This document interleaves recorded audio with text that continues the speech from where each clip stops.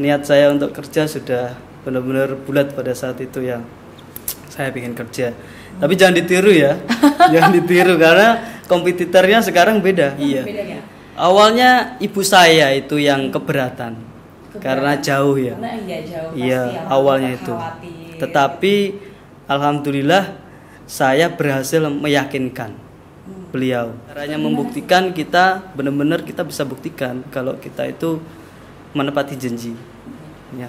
Makanya saya diizinkan ke Neptune dan ibu saya sendiri yang datang ke Pak Kus.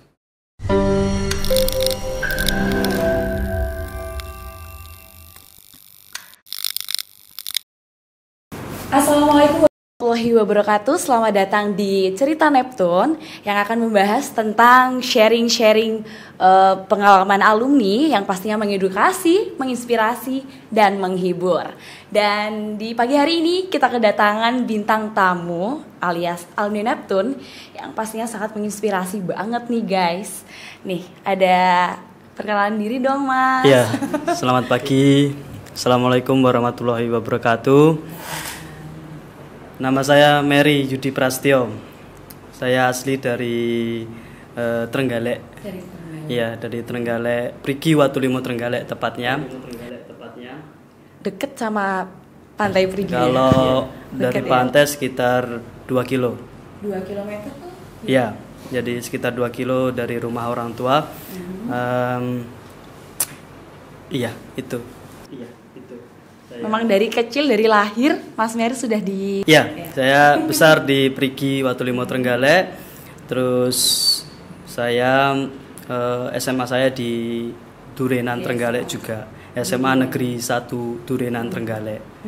Terus Nah, hari ini kan kita membahas atau sharing cerita nih buat siapa-siapa rekan-rekan kita yang mau ikut bergabung, mungkin yang pengen masih bingung nih harus kemana sih, kedepannya mau gimana, apalagi yang udah punya planning untuk di perhotelan ataupun di kapal pesiar kayak gitu. Nah, bisa nih Mas Mary kita sharing-sharing kan?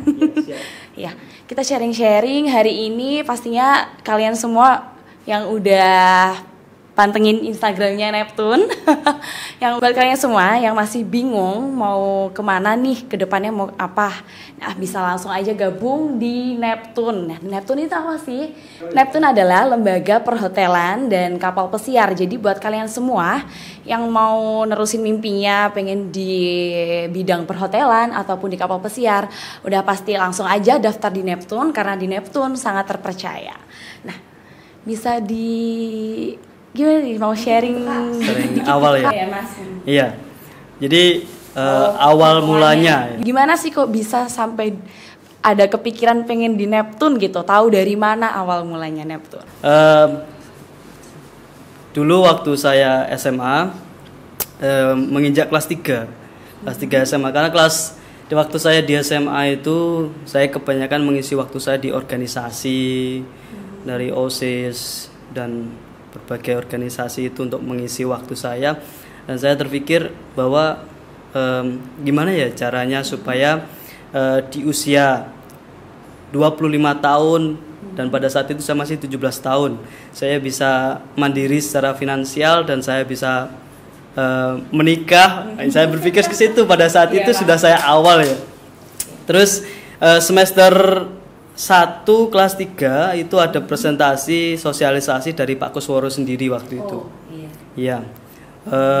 Saya waktu itu kelas 3 IPA 3. Oh, berarti basicnya IPA nih. Iya, jadi nggak matching ya. Nggak matching. Iya, nggak matching. Tetapi yang membuat saya tertarik di situ adalah value, benefit dari, karena yang disosialisasikan Neptune pada saat itu adalah tentang perhotelan dan kapal pesiar.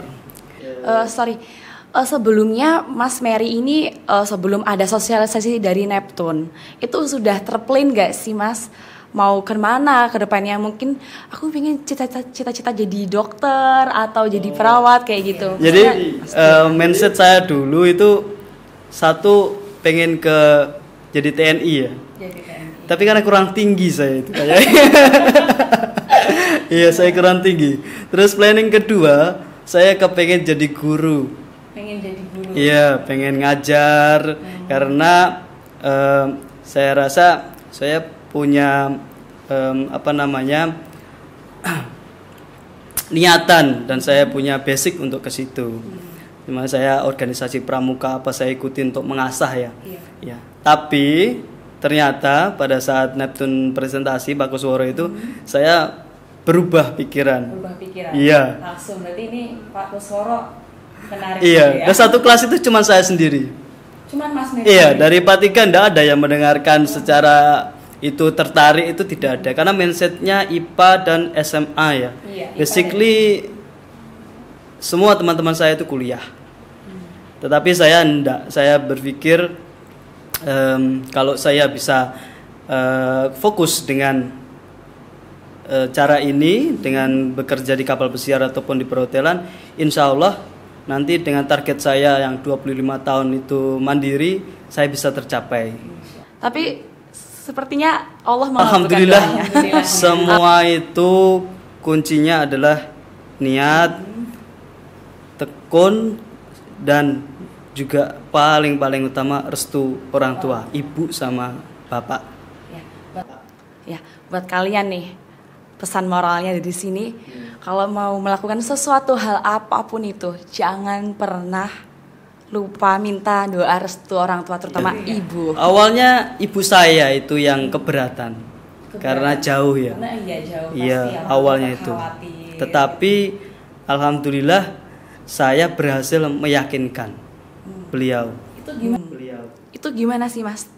Triknya caranya meyakinkan orang tua, karena jujur aku sendiri nih itu tuh masih bingung cara meyakinkan orang tua, apalagi kan perempuan seperti itu. Kita paham betul siapa orang tua kita, apa sih yang diinginkan sebenarnya itu, dan basically apa yang diinginkan orang tua itu tidak ada yang negatif ya dari anak-anaknya ya, itu anaknya. Saya melihat dari sisi itu yang paling diharapkan ibu itu saya bisa jaga diri istilahnya bisa jaga diri karena juga jauh dan tidak ada kontrol dari orang tua lagi kan, seperti itu. Ya jujur sampai SMA saya masih dikontrol sama ibu itu. Masih sangat dikontrol. Keluar gimana itu masih dikontrol. Dan saya buktikan, saya ke Neptune, saya janji bahwa saya akan penuhi janji saya bahwa saya bisa jaga diri, saya bisa buktikan kalau padahal waktu itu sudah termasuk merantau juga ya di Trenggalek ke Kediri. Dan saya tidak pernah pulang itu. Saya waktu SMA itu jarang sekali pulang. Jadi ibu itu sudah mulai terlatih. Iya. Memang jarang pulang. Saya jarang pulang, ibu yang datang ke kos. Iya. Jadi saya mulai SMA itu coba-coba untuk menambah uang saku waktu itu. Aduh, udah dari promosi ke teman-teman pariwisata untuk tur, karena saya punya kenalan travel. Waktu itu saya punya teman-teman travel dari ayah saya kan sopir travel ya. Tur gitu. Terus jualan kaos yang dari konveksi. Banget sih, udah dari beli ya udah survive-nya itu loh. Iya, jadi saya berusaha uang saku dari ibu itu utuh. Ditabung. Iya. Jadi kalau ada perlu sesuatu baru saya pakai. Ya, makanya saya jarang sekali pulang. Tetapi tidak ada yang menyimpang. Tidak ada yang kegiatan yang negatif atau apa. Iya, berarti memang orang tua itu sudah percaya sama Mas Mei. Buktikan kita benar-benar kita bisa buktikan kalau kita itu menepati janji. Ya. Makanya saya diizinkan ke Neptune dan ibu saya sendiri yang datang ke Pak Kus. Oh, didaftarin? Iya. Ya. Di beberapa kali baru yakin. Jadi saya ya alhamdulillah seperti itu. Terus saya masuk ke Neptune di saat teman-teman masih mendaftar untuk UMPTN. UMPTN itu masih ke perguruan tinggi, saya sudah mulai kuliah. Sudah mantap di Neptune. Saya bulan Juni saya udah mulai kuliah di Neptune. Udah mulai kuliah di Neptune. Itu tahun berapa, Mas? 2009 ya saya lulus SMA. Ya saya kelahiran Januari 92 waktu itu. Iya, masih 17 tahun. Terus bulan bulan November masuk mau ke bulan Desember kan Neptune itu pendidikan ada yang pertama teori, setelah itu training ya. Iya. Saya minta izin sama Pak Gus. Pak Gus, saya minta izin untuk kalau bisa ada lowongan kerja, saya mau ngelamar kerja dimanapun itu. Yang penting saya kepingin kerja gitu pada saat itu. Akhirnya diizinkan. Iya. Padahal teman-teman yang lainnya waktu itu masih training. Iya, masih mengajukan apply untuk training, saya apply kerja.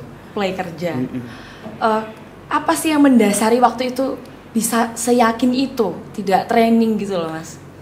Padahal yang lain kan pasti ada pasti aku kalau mau apply kerja pengalamanku belum ada, gini-gini prakteknya masih kurang. Nah, apa sih yang mendasari kok bisa sampai berani? Nekat ya. Iya, nekat. Biasanya sih emang kalau karena nekat itu akhirnya ya terjadi gitu. Nekat saya memang niat saya untuk kerja sudah benar-benar bulat pada saat itu ya. Saya ingin kerja.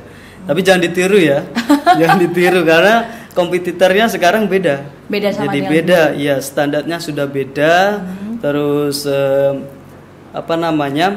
yang dibutuhkan itu secara penilaian jauh lebih tinggi daripada dulu. Jadi jangan ditiru yang seperti itu. Ada luck atau keberuntungan yang saya lakukan itu tidak berlaku buat semua orang, seringkali kan seperti itu. Iya. Jadi, apalagi pengalaman itu sangat penting ya. Apalagi sekarang kan di dunia kerja pengalaman lebih penting gitu. Setuju nggak sih Mas Mary? Setuju banget. Jadi sampai sekarang pengalaman itu adalah guru di luar pendidikan yang sangat amat penting dan mengajarkan kita apa yang tidak ada di bangku sekolah ya. Saya banyak belajar dari pekerjaan saya saat ini dibanding di bangku sekolah. Ya di bangku sekolah secara formal memang dibutuhkan, tetapi memang tergantung dari kemana arah kita. Kalau arah kita pengen bekerja ke arah sektor yang formal, ya pendidikan formal dibutuhkan karena ijazah dan yang lain-lain. Ya, tapi kalau memang kita fokus, kita ingin ke informal, ya di situ peluangnya sangat besar, challenge-nya juga besar. Jadi perlu kerja keras, tapi kerja keras itu tidak akan mengkhianati hasil. Oh gitu. Alhamdulillah.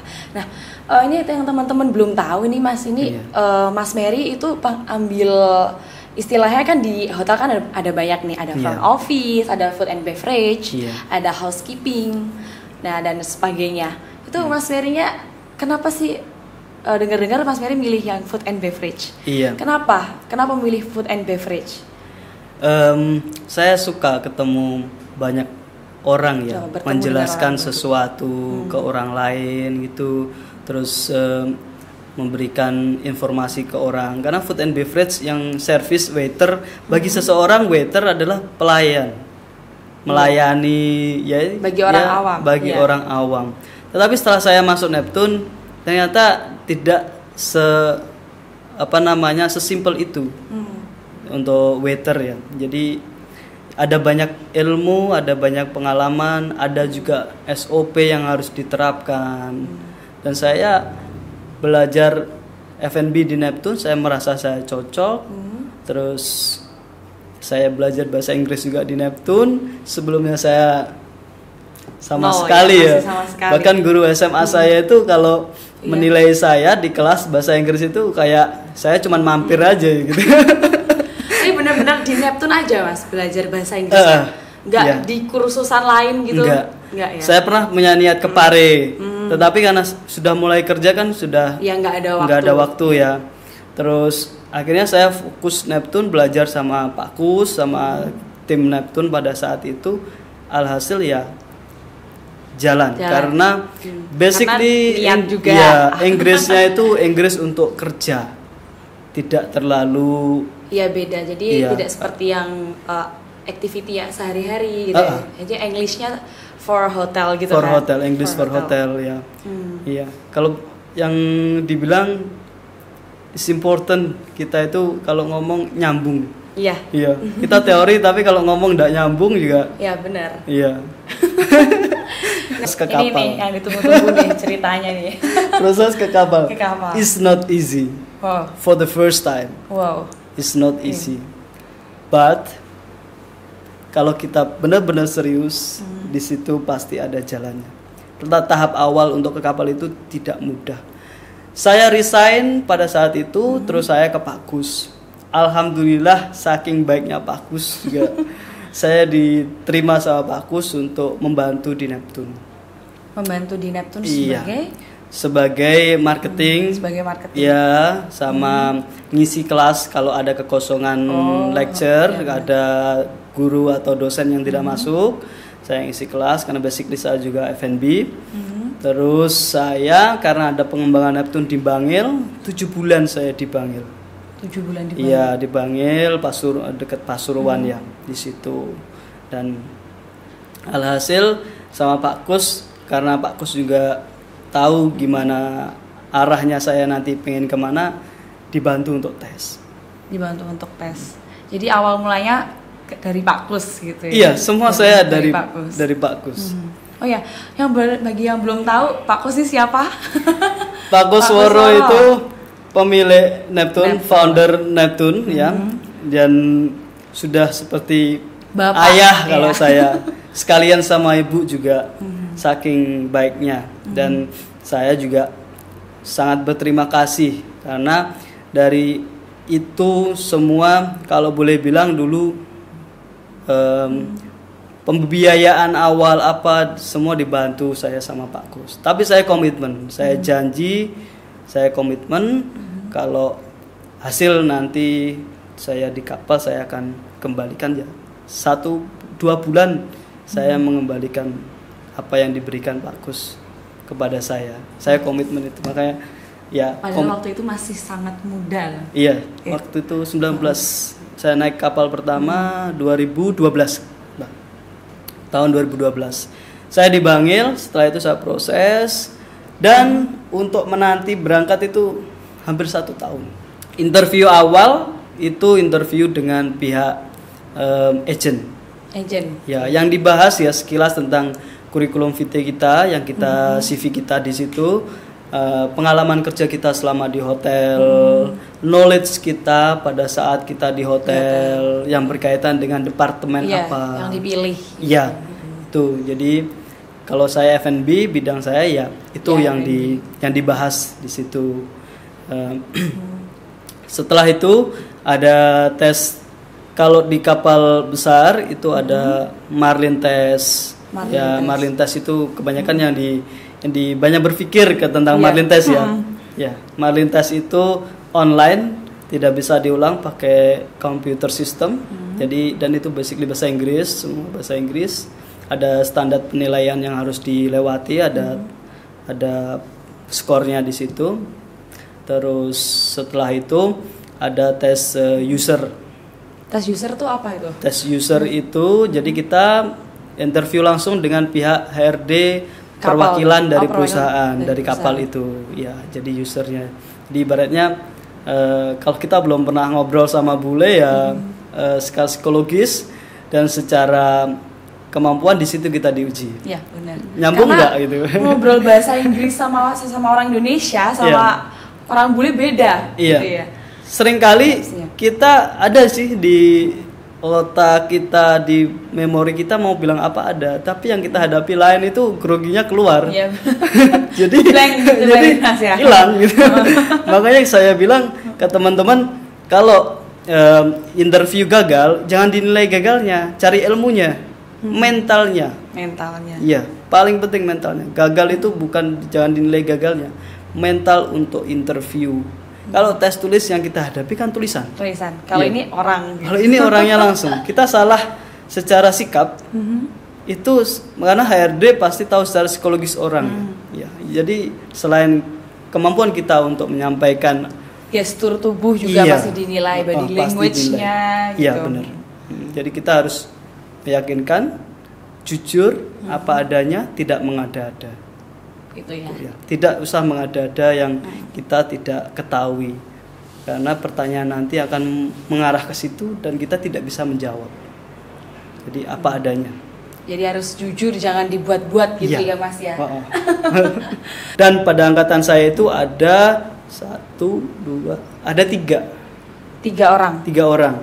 Ceweknya 1, cowoknya 2. Iya, 3 orang. Salah satunya Mas Mary. Iya. Dan yang bertahan sampai sekarang di perusahaan saya sendiri. Wow.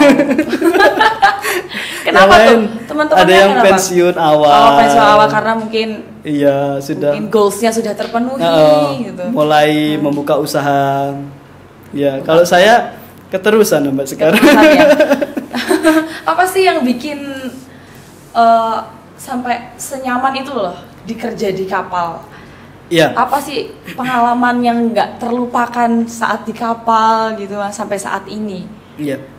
Satu hal yang membuat saya bertahan kerja di kapal adalah prosesnya di mana saya mengawalinya. Saya selalu ingat banyak orang yang ingin ke kapal, apalagi ke river cruise yang sekarang seleksinya lumayan ketat karena persaingan dari ocean crew member.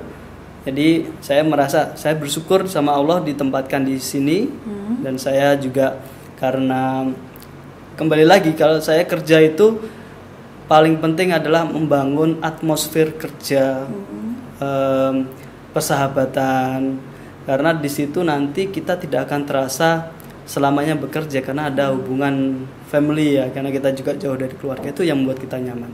Itu ya. Iya, sampai sekarang saya nyaman seperti itu. Ya ada planning juga buat suatu saat pensiun juga ya.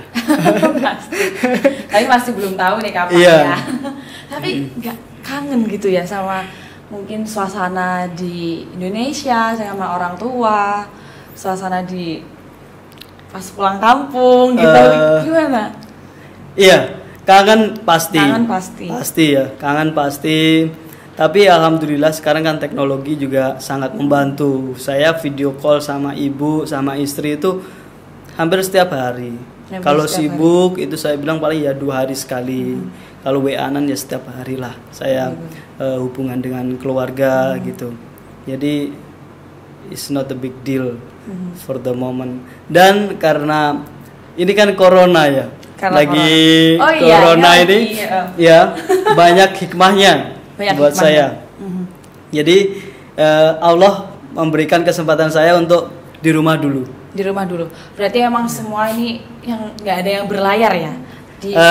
Ada beberapa. Beberapa aja. Ada beberapa bagi yang visa masih on, masih aktif, dan perusahaan masih ada tamu, itu masih ada yang jalan.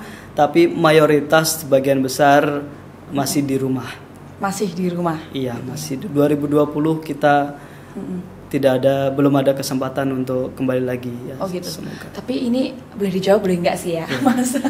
Nah, selama dirumahin ini, tapi kan maksudnya masih tetap terkontrak sama pihak River Cruise-nya. Gitu kan, Mas. Nah, itu untuk masalah gaji, itu apakah masih tetap digaji atau karena ini dirumahin jadi nggak digaji gitu? Iya, gini.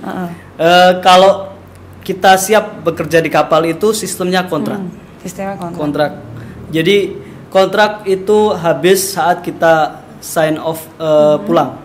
Pada saat kita pulang itu kontrak sudah terminate, sudah selesai. Jadi kita di rumah menerima gaji akhir aja. Atau kalau ada plus-plusnya biasanya uang holiday apa itu dibayar di gaji terakhir. Jadi ya kita tidak menerima gaji pada saat seperti ini. Ya, saya terakhir menerima gaji bulan Februari. Bulan Februari kemarin. Tapi kan tapi alhamdulillah, ya tabungan sangat membantu ya untuk saat-saat seperti ini. Dan selama saya bekerja mulai 2012 sampai sekarang sekitar 8 tahun. 8 kali kontrak lah. Ya, 1 kali kontrak ada yang 10, ada yang 8 cuma sekali, sisanya itu 10. Waduh. Sisanya itu 10. Jadi seperti itu. Iya sih, tapi memang itu ya resikonya cuma jauh dari keluarga, tapi ada tertantangnya gajinya. Iya. Kan masih muda, masih pengen apa namanya mengasah kemampuan, challenge itu penting. Mandirian juga teruji di situ, kita jadi pribadi yang lebih mandiri kan seperti itu. Dan harus bisa kalau memang ingin ke kapal, karena gimana ya, kehidupan di kapal pesiar di mana kita berada di tengah masyarakat atau tempat yang kita tidak pernah kenal sebelumnya dan culture-nya sudah berbeda. Iya. Di situ kita harus tetap jadi orang Indonesia. Kalau kita Muslim ya kita tetap harus jadi orang Islam. Jangan terus kita berubah. Nah, itu tantangannya di situ. Iya. Mas, ya. Jangan terus kita berubah. Jadi harus ada apa namanya istilahnya, kita harus selalu ingat apa sih tujuan kita ke situ itu. Jadi jangan terbawa arus. Oh ya Mas Mary, bisa diceritain dong awal di kapal waktu itu kan jadi apa? Jadi waiters kan? Iya. Nah itu tuh apa sih tantangannya? Gimana? Karena kan sebelumnya kan di hotel, Iya. itu kan sama orang-orang Indonesia, Iya. sama lokal. Nah waktu di sana kan bertemu sama orang-orang yang beda culture, Iya. dari seluruh dunia gitu ya. Itu Ya. gimana cara mengadaptasi? Ya. Gitu. Awalnya memang berat, Mbak.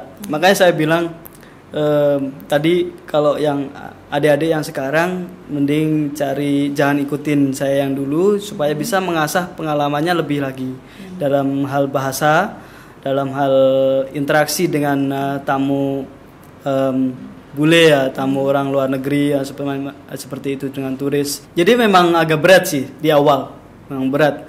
Jadi istilahnya shock terapi. Saya di situ 1 bulan, itu 1 bulan adaptasi 1 bulan. Jadi saya di samping juga dari pekerjaan menguasai medan seperti itu. Saya awal jadi waiter seperti itu. Saya masih ingat malam pertama saya jadi waiter dengan tamu pada saat itu Swiss guest 155 tamu. 155. Iya, kalau dipikir ya cuma 155. Dulu di hotel berapa kan lebih banyak. Iya. Tapi dengan Berbeda-beda. Utamanya tempat-tempat yang belum kita tahu caranya seperti apa, itu di situ benar-benar kita survive ya, harus survive. Dan juga belajar tentang menu knowledge, apa yang kita jual ke tamu, apa yang kita tawarkan, bagaimana menjelaskan ke tamu, apalagi di situ basically German language. German language. Iya. Berarti waktu itu sudah sedikit-sedikit bisa bahasa Jerman atau masih? Iya, dari pihak agent sebelum berangkat kita dibekali untuk bahasa Jerman. Karena memang fokusnya ke kapal yang berlayar di Eropa gitu ya. Iya, dan dari angkatan saya memang kebanyakan ditempatkan di kapal yang basically German gas, German Swiss gas pada saat itu. Dan kalau sekarang ada banyak juga kapal yang tidak semuanya German gas. Ada yang British, American, Turkish, ada Russian, jadi macam-macam tamunya. Jadi basically kalau ke river, kalau nggak bahasa Inggris, bahasa Jerman. Bahasa Inggris, bahasa Jerman. Iya. Mandarin nggak? Mandarin alhamdulillah enggak. Kemarin ada planning sih. Ada planning tapi belum goal sampai sekarang untuk tamu dari Chinese ya. Tapi alhamdulillah, bukan alhamdulillah juga, kita kan nggak ada basic bahasa Mandarin. Saya cuma kepikiran juga. Ya, kan setiap negara kan pasti punya makanannya sendiri-sendiri.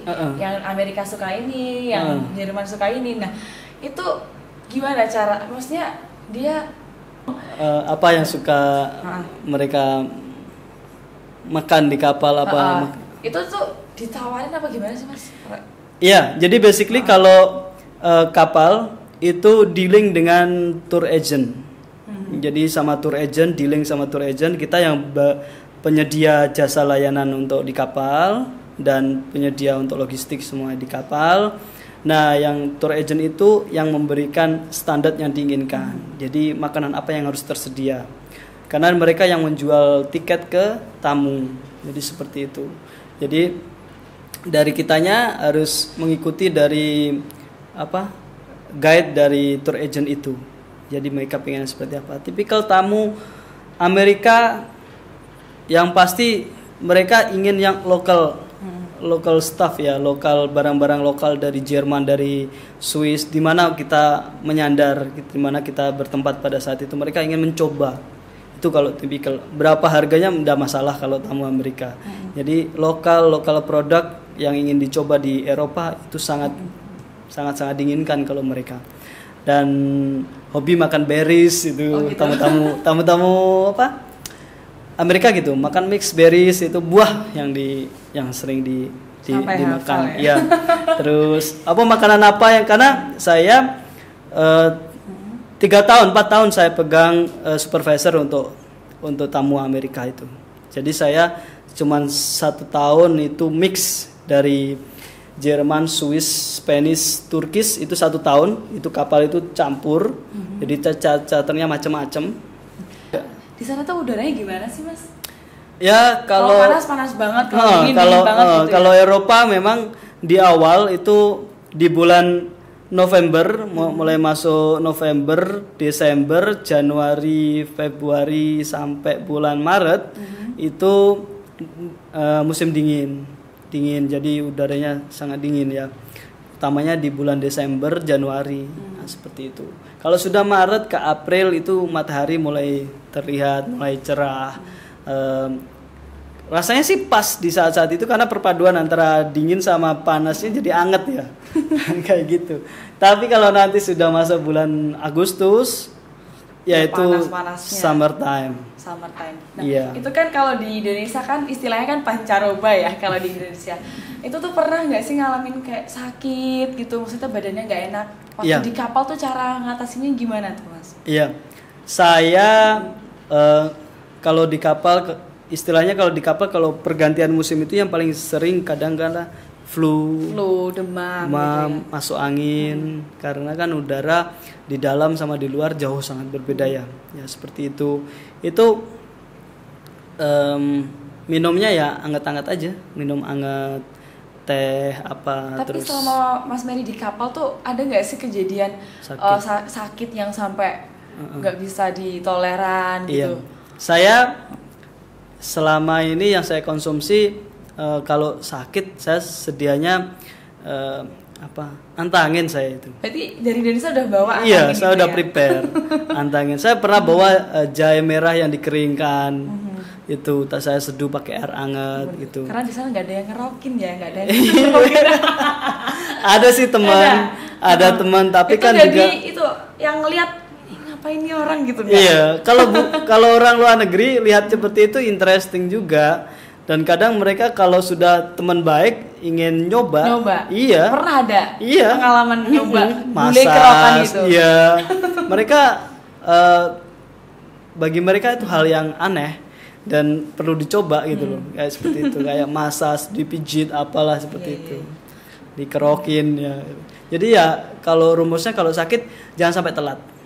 Jangan sampai telat. Iya, jangan sampai telat kita. Karena kan prinsipal body kita, tubuh kita itu berbicara ke kita pada saat kita merasa mau sakit ya. Mau sakit itu kita sudah sebenarnya terasa entah telinga ini panas atau agak pengap di dada atau agak pusing. Itu mesti dirasakan. Jadi terus habis itu dicari solusinya, entah itu pakai air hangat, obat apa, atau kemarin ada dibuatin dari temen itu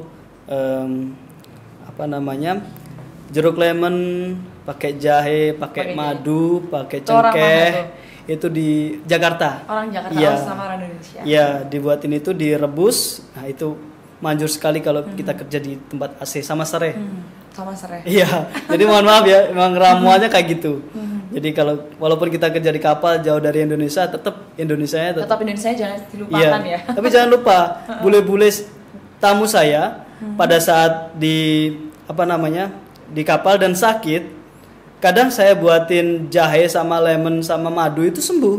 Terus ngomong nggak ini resep dari Indonesia? Iya, terus itu minta tolong dong ditulisin gitu, gimana yang kemarin buat saya jadi sehat. Iya gitu. Jadi ya kita tetap membawa kebudayaan kita. Sumeh ya, orang Indonesia itu sumeh, senyumnya itu ikhlas. Itu yang membuat berbeda dari bule-bule. Kalau bule-bule mungkin orang luar kalau kerja agak ngerundel apa. Kalau kita enggak, kerja itu ya sumeh itu. Makanya tipenya banyak. Tipnya banyak. Iya. Nah, kita kalau tip nih paling banyak dapat berapa Mas? Biasanya, dan orang mana yang paling banyak ngasih tip? Iya. Dari negara mana? Dari kalau bicara itu tamu-tamu loyal itu kebanyakan dari Amerika ya. Dari Amerika. Iya. Memang tantangan kerjanya lebih karena ekspektasi mereka kualitas servisnya juga lebih, tetapi benefitnya seperti itu.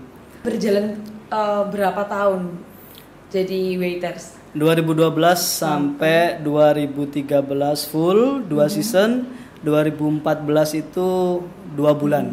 2 bulan. Jadi bulan Maret, April. 2014 awal saya 2014 bulan Mei saya mulai ada peluang yang lain. Peluang yang lain apa nih? Peluang yang lain. Ya, kalau dibilang luck, ya memang keberuntungan ya. Keberuntungan lagi. Iya, keberuntungan lagi. Seri ini dari awal keberuntungan terus ya. Makanya jujur sama ibu, jujur sama orang tua itu penting. Ya doanya nyampe. Doanya nyampe. Karena kenapa sih doa kadang tidak nyampe? Karena kita kadang bohong sama ibu, bohong sama orang tua. Terus kita nggak jujur. Dengerin guys. Terus apa namanya? Dari banyaknya kesalahan itu yang menghalangi dosa itu sampai. Jadi kan ibaratnya ini ada gelas, terus ada tutup di sini. Ya ini dosa kita. Jadi doanya ibu mau nyampe nggak bisa. Nggak bisa karena tertutup. Allah mau bohong sama jadi orang tua. ini susah masuknya. Jadi seperti itu. Ya itu sih kalau kunci prinsip saya. Keberuntungannya apa tuh tadi? Keberuntungannya saat itu ada kekosongan posisi. Kekosongan posisi untuk di bagian supervisor. Iya, supervisor untuk F&B. Dan kebetulan posisinya lompat dari hotel manager, tetapi dipanggilnya posisi itu maître di hotel. Berarti Mas Mary itu menjadi salah satu kandidat atau tiba-tiba ditawar apa gimana? Perusahaan juga berproses sih dari kekosongan itu, dan saya yang kelima saya dalam 1 bulan itu yang kelima saya. Jadi berganti dari orang Kolombia, ada orang Spanyol, ada orang Rumania. Terus saya yang kelima, saya yang nomor 5. Mungkin saya dijadikan alternatif terakhir ya. Tapi bagaimana sih Mas caranya memimpin kan sebagai supervisor ya, apalagi termuda. Iya. Termuda pada saat itu. Iya, sekarang sudah tua. Aduh, berapa sih? Nah, itu tuh gimana sih cara memimpin banyak orang apalagi dengan culture yang berbeda kayak gitu? Ada tipsnya mungkin untuk kayak teman-teman agar termotivasi? Ya, memang itu basically kita jadi manusia itu dari tadi kan jadi pemimpin minimal untuk diri kita sendiri ya. Tapi untuk menjadi seorang pemimpin dan memimpin orang lain, satu hal harus bisa memimpin dirinya sendiri. Seorang bos sama seorang leader, banyak yang bilang, mungkin sudah banyak yang tahu, itu beda ya. Ya, itu beda. Jadi kita harus, kalau saya lebih suka memimpin dengan cara memberikan contoh dulu. Berikan contoh. Dan kita, kalau kita sudah menjadi seorang supervisor, kita punya, saya tidak bilang itu anak buah apa ya, itu partner saya. Jadi teman-teman kerja itu kalau saya bilang itu adalah partner saya, teman-teman kerja saya. Jadi supaya tidak ada gap di situ. Mereka biar tahu di mana mereka harus menempatkan diri, saya pun begitu. Jadi di situ kita harus banyak belajar dari orang-orang yang sudah pernah menjadi supervisor. Kita belajar dari internet, YouTube tentang leadership. Kita belajar tentang psikologis. Jadi menjadi pemimpin tidak sekedar aja. Di situ banyak hal yang harus kita pelajari karena yang kita hadapi adalah human, manusia yang hidup dan berkarakter dan tumbuh beda-beda. dan beda-beda. Kalau di Indonesia perbedaannya mungkin dari segi sifat ya. Kalau udah di luar negeri ada banyak hal yang berbeda karena kita tumbuh di belahan bumi yang berbeda. Nah, seperti itu. Treatmentnya pun berbeda.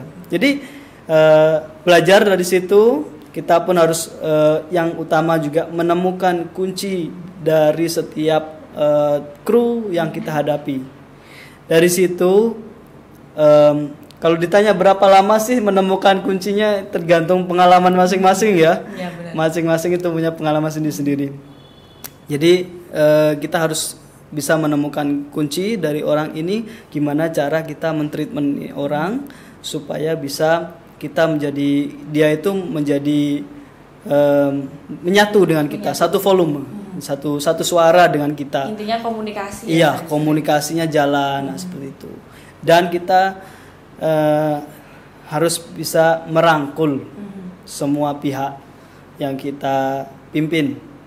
Jadi kalau kita bisa merangkul, kita bisa membuat semua suasananya rukun. Ya, ada permasalahan selalu ada karena di situ challenge juga. Ya itu kuncinya, harus kita bisa merangkul semuanya. Dan supaya kita bisa merangkul mereka, kita harus mengerti juga mereka. Jadi tidak semata-mata selamanya tentang pekerjaan. Ada banyak hal. Iya, ada banyak hal, mungkin pendekatan secara personal. Iya, ya. pendekatan secara personal dan mengorangkan orang itu penting. Gitu. Mengorangkan itu orang itu penting. Tidak semua orang bisa. Iya.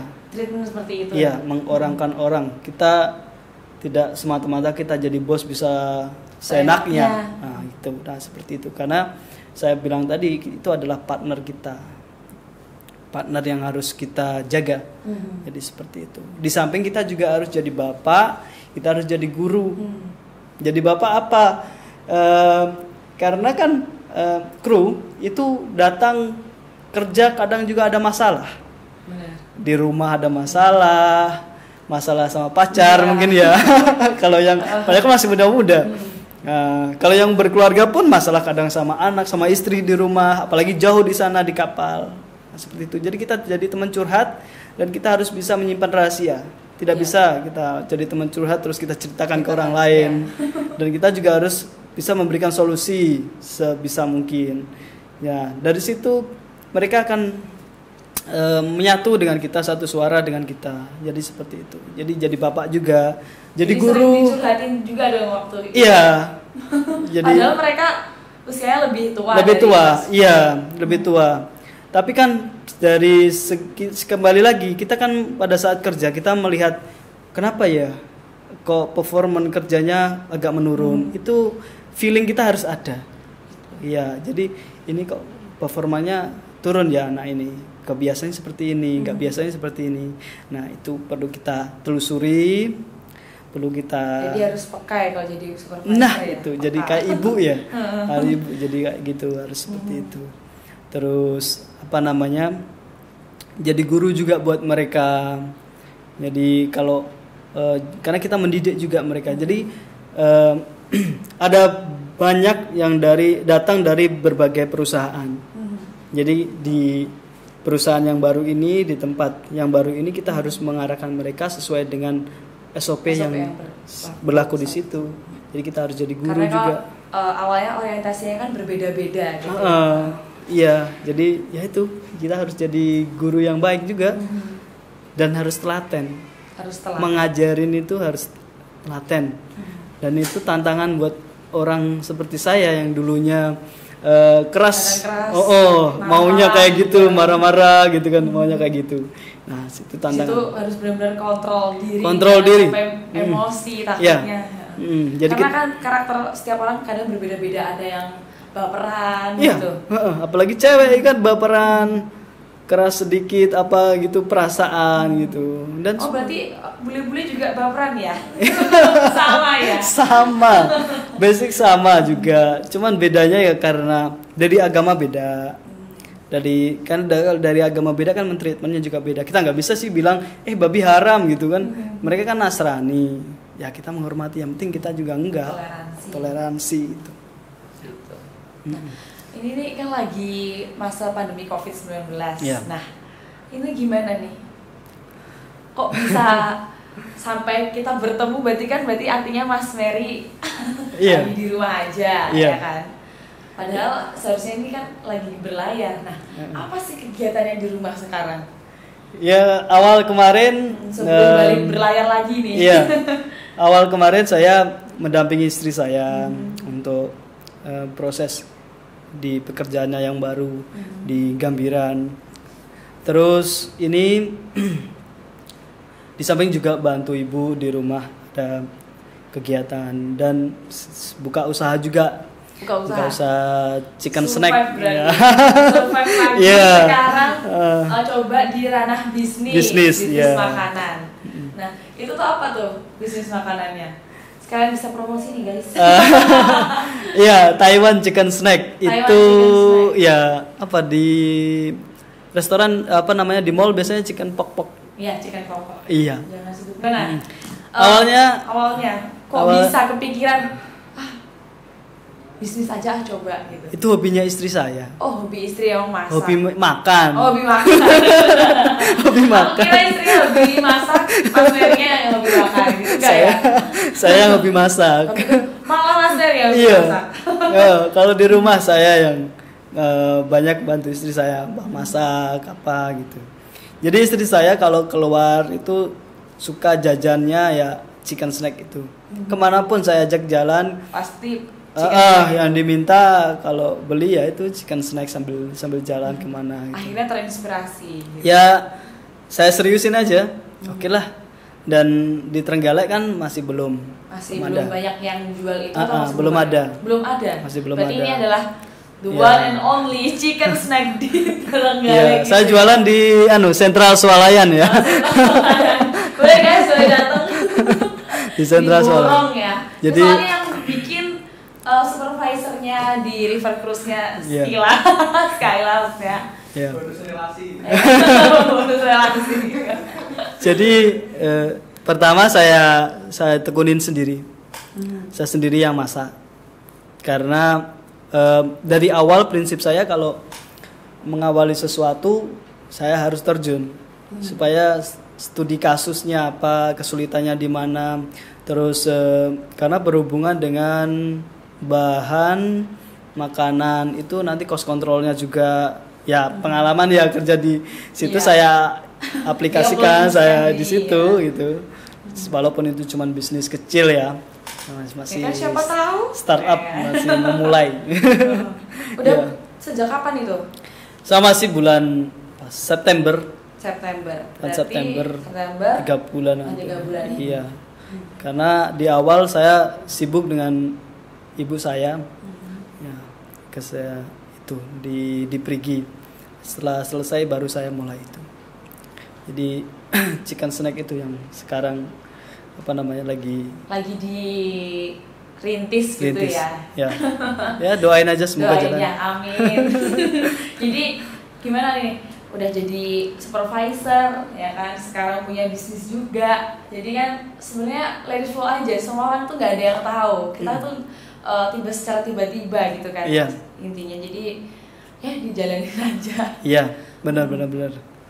Jadi ya apapun yang terjadi karena juga keadaan itu ya seperti sekarang ini siapa yang pernah terpikir Iya, ada benar. corona dan saya Masa sendiri mau gini-gini aja ya gitu. dan saya sendiri juga tidak pernah terpikir seperti itu. Justru sekarang kita harus satu hal introspeksi juga yang flashback lah apa yang sudah kita kerjakan itu dengan kalau ada perubahan seperti ini kita harus seperti apa, kita harus flashback karena satu hal penghasilan atau apapun sebelumnya itu kita penghasilan tinggi tapi kemampuan pegang uang juga harus bisa. Benar. Apalagi di saat sekarang ini kita kelihatan sekali siapa yang tidak bisa memanage uang sebelumnya akan sangat terasa. Ya, jadi pada saat masih muda, oke lah kita berpikir bagaimana cara kita mendapatkan pemasukan atau pendapatan income yang tinggi supaya kita banyak keinginan kan seperti itu. Ya, Tapi muda kan pengennya ini, pengen itu. tetapi harus diimbangi dengan kemampuan kita untuk memanage keuangan itu. Karena uang itu seperti air, kalau sudah ngalir sudah tidak terasa. Dapetinnya susah, keluarnya gampang. Ya, seperti itu. Harus kita bisa memanage keuangan. Nah, itu penting sekali. Nah, makanya sekarang pada saat corona seperti ini ya, di samping kita diuji ya, tapi banyak sekali hikmahnya. Hikmahnya. Iya. Hikmahnya pastinya dekat sama keluarga gitu ya.